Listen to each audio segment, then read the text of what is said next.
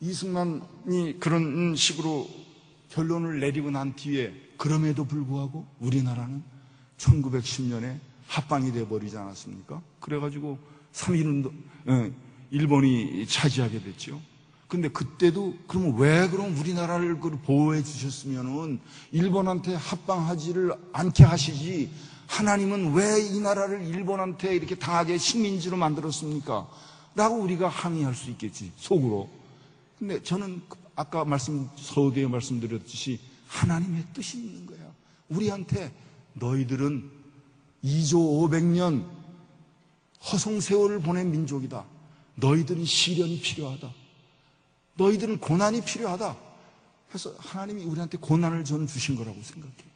그 고난 속에서 우리가 36년을 지나고 난 다음에야 마치 광야에 40년 생활을 하고서 우리가 가나안 땅으로 들어갈 수 있듯이 36년의 고난을 거치고 난 다음에 대한민국에게 독립을 허용하신 거예요. 그것도 다 하나님의 뜻이라 이거예요. 우리가 지금 와서 야, 과거 일제가 우리한테 그게 뭐냐, 우리가 참 못난 민족이다, 이럴 필요가 저는 없다고 봐. 그게 다 하나님의 뜻으로 우리 피 속에서 하나의 고난이 연그러져 가지고 지금 이거의 뿌리가 됐기 때문에 우리는 그거 지금 후회할 필요도 없고, 우리는 그것을 애석하게, 지금 애석하긴 애석하지만 그것 때문에 우리가 상심될 필요는 없다. 저는 그렇게 생각하는 겁니다. 그렇게 해서 기독교가 들어왔지만은, 기독교가 들어온 반년, 그 500년 동안 내려왔던 조선의 그 못된 간섭, 게으름, 이런 거는 일제시대 때도 같이 기독교인들은 이렇게 부지런하고 열심히 일하고 이런 걸 하나의 모토로 삼았습니다. 여러분들은 저보다 나이가 많은 분들이 없을 것 같은데, 저는 어렸을 때, 이번은 요즘엔 찬송가에 그런 게 없어요. 찬송가, 우리 그 당시 1930년, 40년대 찬송가에 일하러 가세. 지금 우리 찬송가에 있습니까? 일하러 가세. 응? 일하러 가세, 일하러 가. 삼천리 강산 위에 하나님 명령 받았으니 반도강산에 일하러 가세. 기독교가 뭡니까? 기독교가 우리 조선민족들한테 너희들 일해야 된다, 열심히 일해야 된다, 근면해야 된다, 근면해야 된다, 그걸 깨우쳐준 거야. 스코필드 박사라는 분이 선교사였는데, 일제 때 이 사람이 이런 말을 했어요. 하나님은 조선민족에게 나라와 긴 손톱을 2개를 주셨다. 아마 양반들이 옛날 청나라 사람처럼 손톱을 안 깎은 모양이에요. 길게. 우리나라 양반들이. 하나님은 조선민족에게 나라와 긴 손톱을 2개를 주시면서 너희들이 선택해라, 이렇게 하나님은 말씀하셨다. 그런데 조선민족은 애달게도 나라를 선택하지 않고 긴 손톱을 선택했다. 양반들이 얼마나 게으르고, 민영이라는 사람이 있습니다. 그러니까 민비의 친척되죠. 일제 말에 굉장히 높은 벼슬을 하고, 이 사람은 일을, 물론 그때 양반들은 아무도 일하는 사람 없었습니다. 양반들이 일하는 거는 그건 수치라고 생각했기 때문에. 그럼 양반들은 뭐 하느냐? 긴 담배대에다가 담배 피고, 그 다음에 또 할 수 있는 건 뭡니까? 앉아가지고, 독경이 아니고, 강독 같은 거를 한다. 그거만 하느냐? 그러면 또 이제, 이렇게 하여튼, 이 게으른 조선민족의 상징은 아까 말씀드렸지만 게으른 거야. 근데 그런 게으른 거를 우리 기독교 정신이 들어와서 그걸 깨자고 한 것이 우리 기독교입니다. 당시 일본 내 유학을 많이 갔어요, 돈 많은 사람들은. 근데 돈 많은 사람들이 일본 양반들 자제겠지요. 일본 유학 가서도 일을 하느냐? 일을 안 해. 조선 민족의 그 못된 관습 때문에. 못된 관습 때문에 일을 안 해. 그럼 일을 안 하고 뭐 하느냐? 지금 제가 이거 또 하나 읽어드리겠습니다. 조선 지식인이 어떤 거였나? 그 당시 조선 유학생 90%가 사회학, 철학, 정치학에 코를 묶고 있는데 그들의 게으른 혀를 굴리는 데는 사회주의가 이상적일 것이다. 이거 윤치호 일기에 나온 거예요.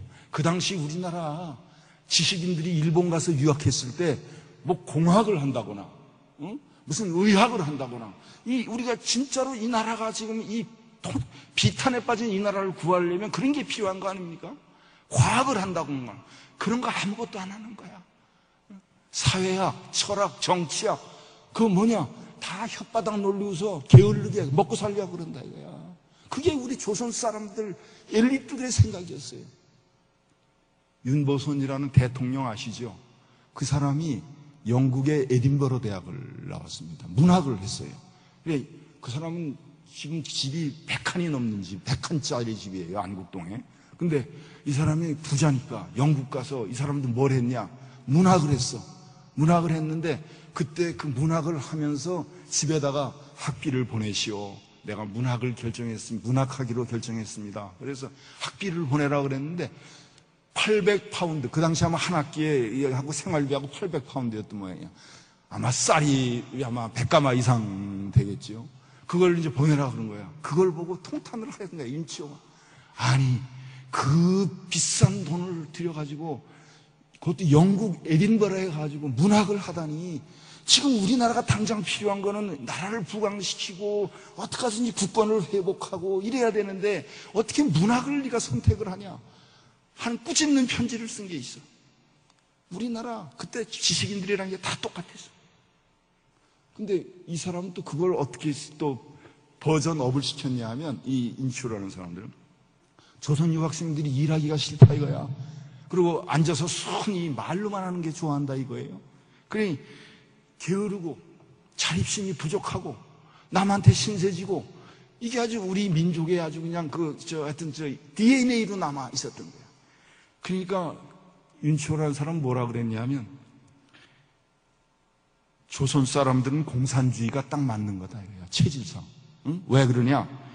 공산주의가 사람들로 하여금 열심히 일하기보다는 남의 노고에 얹혀 살기를 조장한다.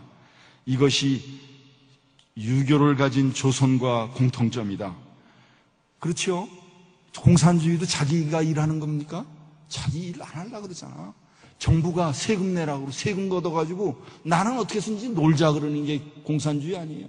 사람이 자기가 열심히 일해서 자기 노력과 자기 땀으로 일해야 되는데, 야, 돈 번 사람들은 다 우리 거를 착취했다. 그러니까 저 사람 거 뺏어서 우리가 먹자. 그게 아주 심플하게 얘기하면 그거 아니겠어요?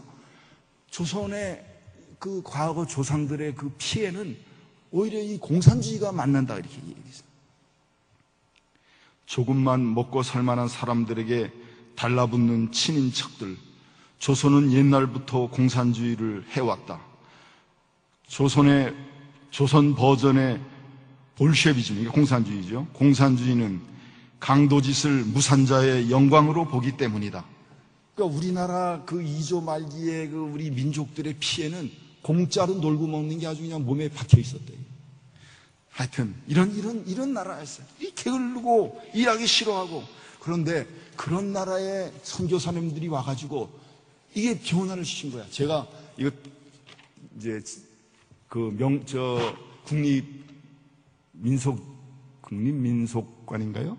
경복궁에 있는 거. 거기서 재작년에 무슨 사진전이 있었어요. 사진전을 가봤는데 그 사진전이 뭐냐면 북간도에 명동이라는 데가 있었어요. 명동이라는 데가 있는데 거기에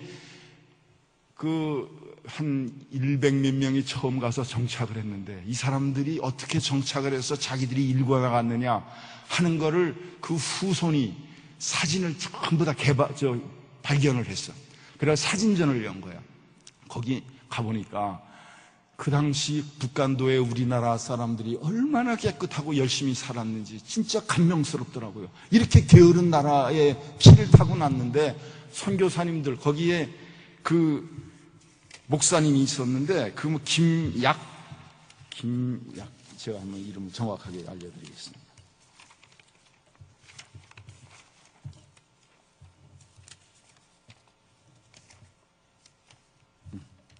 김약연 목사라는 분이 가족을 한 120명을 5가구를 끌고 가서 거기서 교회를 만들었어요. 용종교회를 만들어가지고 명동교회를 만들고 명동학교를 만들고 명동유년주일학교를 만들고 명신여학교를 만들고. 근데 사진전을 했는데 이렇게 아까 이가 득실거리고 냄새가 나는 조선이었는데 얼마나 깨끗한지 몰라. 애들이 중고등학생들한테 전부 다 여학생들한테는 세라복을 입히고 또 실험실에는 전부 다 가운을 입혀서 비크 뭐 이런 실험기구 이런 게 다 차 있고 애들을 악대를 만들어가지고 브라스 밴드를 만들어가지고 딜복을 입혀서 교회를 졌는데 교회가 500명이 다니는 교회를 만들었어요. 그렇게 거기서 잘 살았어요.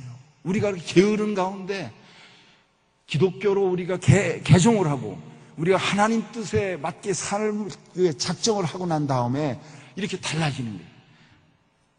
그래서 참 하나님이 우리한테 얼마나 많은 거를 조선민족들한테 보여줬나 하는 걸 제가 이제 말씀을 제가 드리는 겁니다.